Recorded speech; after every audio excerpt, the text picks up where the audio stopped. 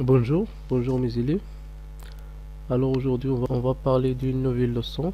C'est les applications de propagation rectiligne de la lumière. Mais avant ça, on va faire un petit rappel concernant la dernière séance. Alors, on a parlé de les milieux de propagation de la lumière. On a parlé de milieux transparents comme le verre, l'air, le vide, etc. C'est un milieu qui laisse passer la lumière. Milieu translucide comme papier, claque, verre dépolé, etc. C'est un milieu qui laisse passer la lumière, mais on ne peut pas voir nettement les objets à travers le verre. Un milieu opaque, c'est un milieu qui ne laisse pas la lumière passer et il ne peut pas voir les objets à travers le verre, comme le bois, les murs, les métaux, etc. On a parlé aussi de le principe de la propagation rectiligne de la lumière. On a dit que dans un milieu homogène et transparent, la lumière se propage en ligne droite dans toutes les directions. Alors on arrive à représenter un rayon lumineux par une droite munie d'une flèche indiquant le sens de la propagation de la lumière.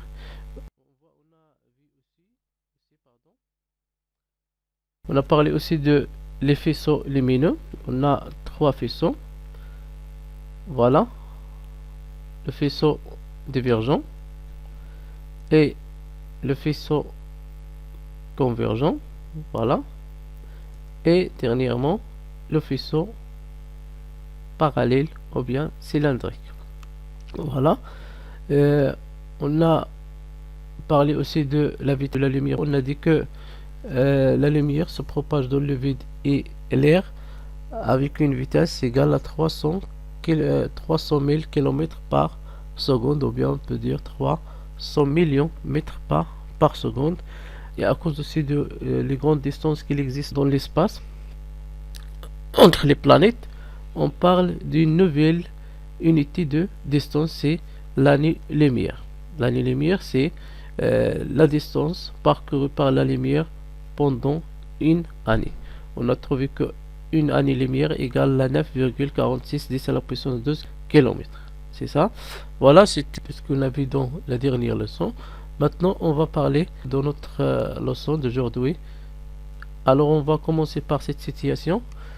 À la fin du Xe siècle, on connaissait déjà le phénomène de la chambre noire, puisqu'il avait été parfaitement décrit par la science arabe, et plus précisément par Ibn al-Haytham, qui appliqua le principe de la chambre noire pour expliquer la formation de l'image visuelle dans l'œil. Alors, comme question de départ, c'est quoi une chambre noire? Voilà. La chambre noire est une boîte opaque dont une face est translucide, c'est-à-dire soit en verre dépolé ou bien en papier glaqué ou bien autre chose, qui joue le rôle d'un écran et dont la face opposée est pressée d'un petit trou appelé sténopée, par lequel pénètrent les rayons diffusés par les objets extérieurs. Voilà l'image d'une bougie sur l'écran de la chambre noire. On observe ou bien on constate que l'image était renversée. Alors notre question, c'est comment peut-on expliquer l'image renversée obtenue? Alors pour répondre à cette question, on va faire cette expérience. Alors on va faire cette expérience. On place devant le sténopée de la chambre noire un corps lumineux AB. On va voir ici une simulation.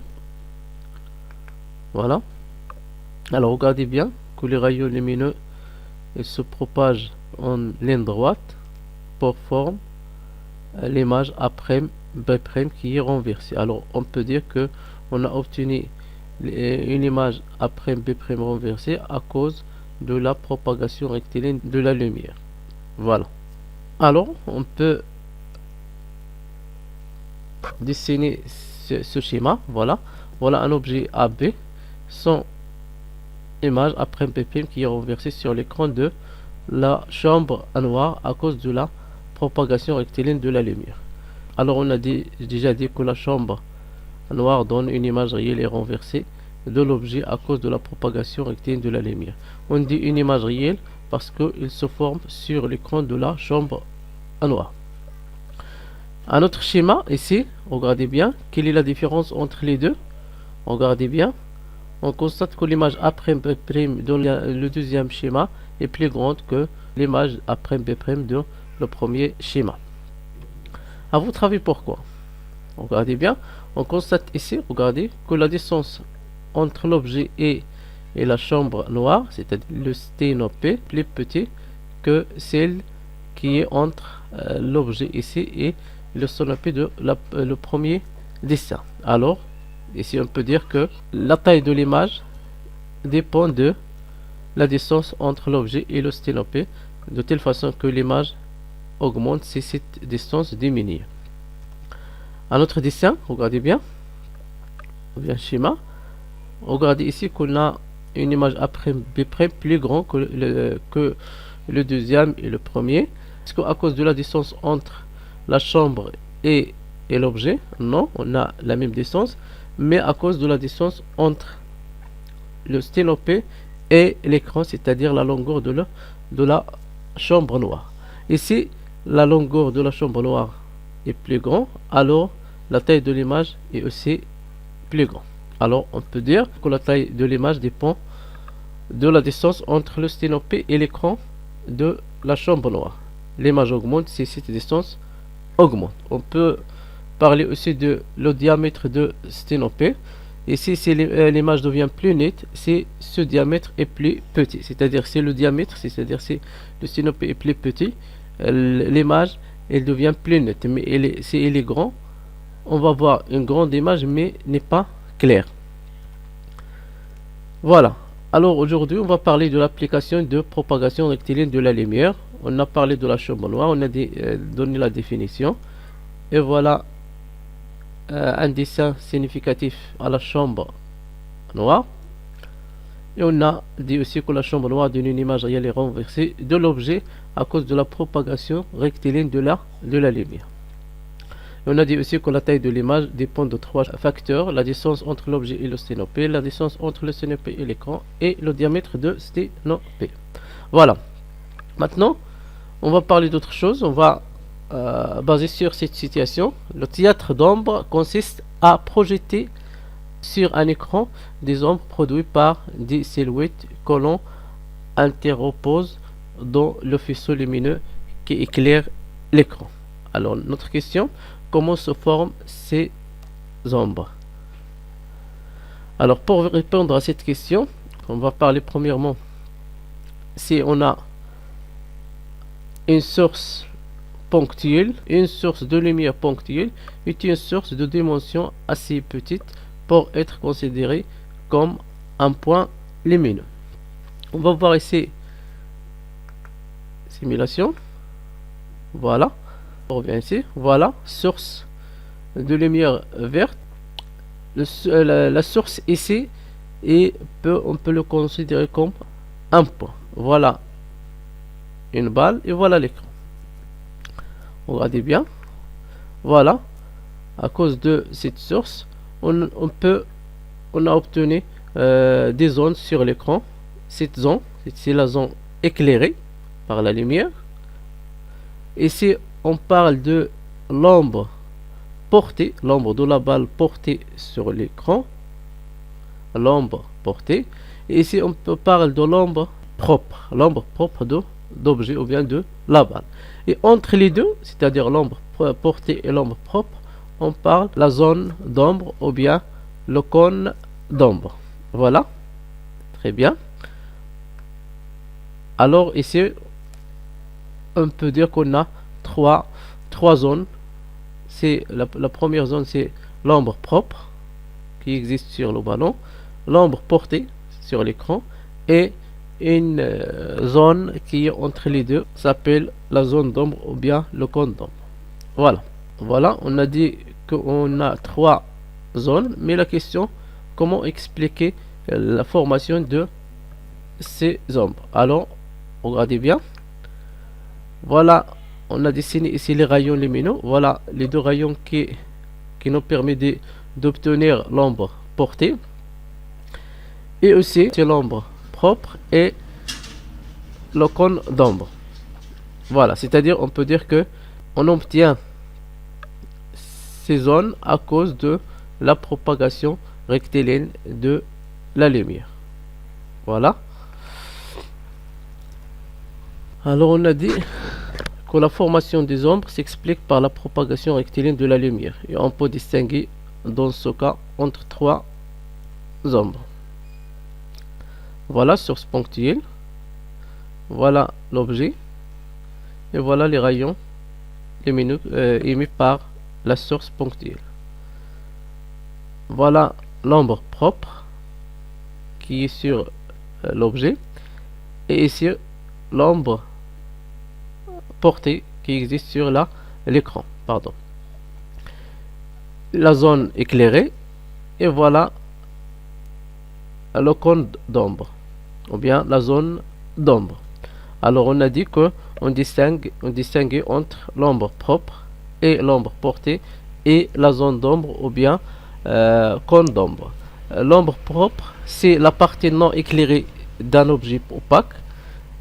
L'ombre portée, c'est la tache noire qui se forme sur l'écran, et la zone d'ombre, ou bien cône d'ombre, c'est l'espace entre l'objet et l'écran qui ne reçoit pas de lumière de la source. Voilà. Maintenant, on va passer au deuxième cas. C'est le cas d'une source étendue. Une source étendue, ou bien une source de lumière étendue, est une source de dimension assez grande. Il se construit au moins de deux sources ponctuelles. Voilà. On va voir ici simulation. Bien, voilà la source étendue, l'objet et l'écran. Voilà. Alors, on peut parler ici de l'ombre portée, la voilà, et l'ombre propre qui existe sur l'objet, et voilà le cône d'ombre qui existe entre l'écran et l'objet. On a ici une zone qui est un peu éclairée, qu'on appelle pénombre, et ici on parle de le cône pénombre, c'est l'espace qui est un peu éclairé entre l'objet et l'écran.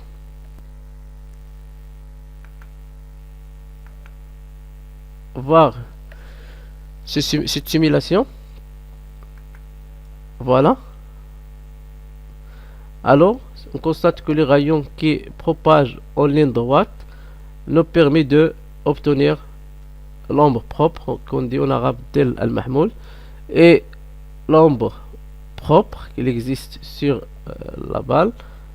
Et de plus, on parle de pénombre, en arabe on dit shibh del al-mahmoul, et autour de le cône d'ombre, on parle de le cône de pénombre. Voilà, en haut et en ombre. Alors, à cause de la propagation rectiligne de la lumière, on peut distinguer pour une source étendue entre l'ombre portée, l'ombre propre, le cône d'ombre, le cône de pénombre et pénombre. Voilà. Alors, si on utilise la source lumineuse, ou bien une source lumineuse étendue, en plus des différentes zones d'ombre situées dans le cas de la source lumineuse ponctuelle, il y a, voilà,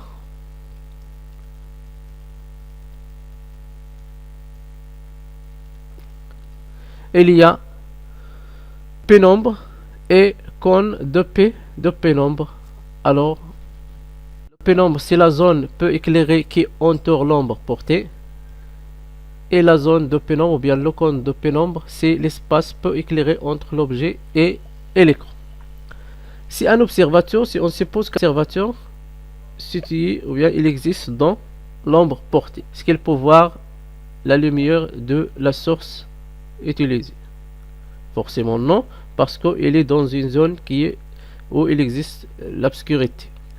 Mais s'il existe cet observateur dans la zone de pénombre, il peut voir une partie de la source étendue, de la source lumineuse. Mais s'il existe dans la zone éclairée, il va voir la source. Voilà. Alors c'est on peut écrire ça comme remarque. Si un observateur est placé dans la zone éclairée, il voit la source en entière, c'est-à-dire totalement. S'il existe dans la zone de l'ombre portée, il ne voit pas la source. S'il existe dans la zone de pénombre, il ne voit qu'une partie de la source. On peut ajouter aussi que la taille de l'ombre portée augmente lorsque la distance objet-source diminue, ou bien lorsque la distance objet-écran augmente. C'est-à-dire si l'objet est très éloigné de la source, son ombre, il doit être plus grand. Si l'écran est plus proche à l'objet, aussi on va voir une ombre qui est plus grande. La dernière remarque, la couleur d'une ombre est toujours noire, quelle que soit la couleur de la source de lumière. C'est normal parce que l'ombre c'est l'absence de la lumière, alors la couleur de la lumière ici n'est pas important. Maintenant on va passer à parler de deux phénomènes qui sont naturels. Les éclipses. L'éclipse du soleil et l'éclipse de la lune. Alors, qu'est-ce qu'une éclipse? L'éclipse du soleil et l'éclipse de la lune sont deux phénomènes qui se produisent quelquefois dans le temps. Lors d'une éclipse du soleil, en pleine journée, le soleil disparaît, c'est-à-dire il fait nuit pendant quelques minutes. Lors d'une éclipse de lune, en pleine nuit, la lune disparaît pendant quelques minutes. On va voir une vidéo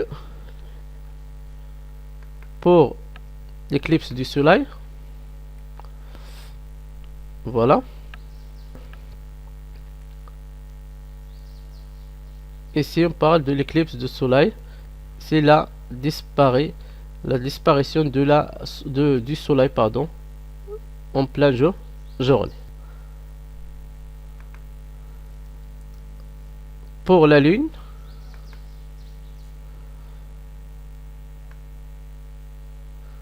voilà, dans la nuit, on va voir la disparition de la lune quelques secondes ou bien quelques minutes, et elle revient à diffuser la lumière. Voilà.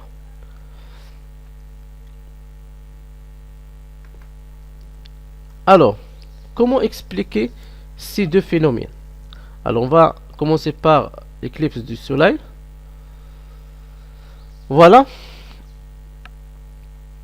Quand on parle de l'éclipse du soleil, on trouve que le soleil et la lune et la terre sont alignés. Voilà, sont alignés. Et ici, on peut parler de l'éclipse totale et l'éclipse partielle. Par exemple, pour un observateur qu'il existe ici, c'est dans la zone d'ombre portée de la lune sur la terre ici comme l'écran. Pour cet observateur, il ne voit rien, c'est-à-dire il ne voit pas le soleil, c'est-à-dire ici on parle de l'éclipse totale. Mais pour un autre observateur qu'il existe ici dans le pénombre, il va voir une partie du soleil, c'est-à-dire on parle de l'éclipse partielle. Mais pour un autre observateur qu'il existe ici dans la zone éclairée, il va voir le soleil totalement. Alors on peut expliquer le phénomène de l'éclipse du soleil à cause de la propagation rectiligne de la lumière.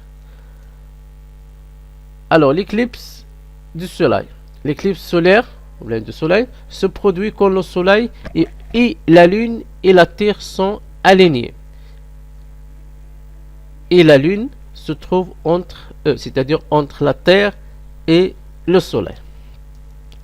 Voilà la terre, voilà la lune qu'il existe entre les deux, et tous les trois sont alignés.